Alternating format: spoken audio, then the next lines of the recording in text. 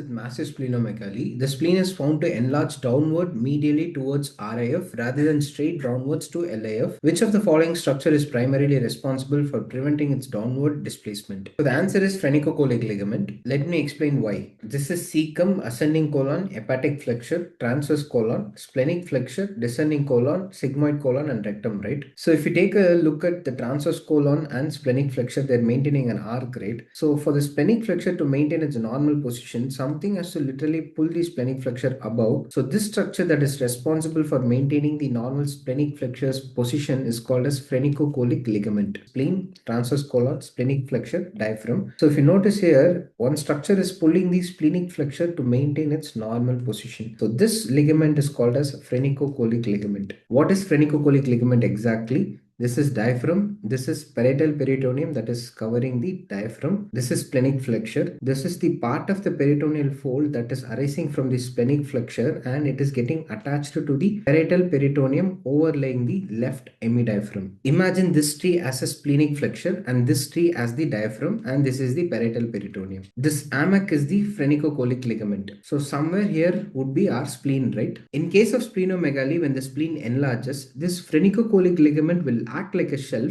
Spleen is not going to displace downwards towards the LIF. Rather, it is going to choose the path of least resistance. It is going to displace towards the RIF. So if you look here, this is literally acting like a hammock or a shelf, preventing the downward displacement of the spleen in case of splenomegaly. Another function of the phrenicocholic ligament is that this is diaphragm, this is subdiaphragmatic space, this is paragolic gutter. Any pus or fluid can get collected in this paragolic gutter. So this phrenicocholic ligament is going to prevent the tracking of this fluid or pus towards the subdiaphragmatic space. As I mentioned earlier, this phrenicocholic ligament is maintaining the splenic flexure in its normal position, right? If somebody is going to cut this phrenicocholic ligament, what will happen? This arc of the transverse colon and the splenic flexure will be lost, and the entire large bowel is going to go down like this. This is called as splenic flexure mobilization. So let's take an example here. This is not the actual procedure, but I'm just trying to explain what is splenic flexure mobilization. So let's say I'm going to take down this part of the colon. So this is how it will look, right? So what do I need to do? I have to anastomose these two ends, right? But the gap between them is too far. I cannot bring these two bowel ends together. So why is this? Because this part of the splenic flexure is held in its position by a structure called as phrenicocholic ligament. So if I take down this phrenicocholic ligament, I can mobilize the splenic flexure and bring this part of the bowel end closer to the other end. So this is called as splenic flexure mobilization.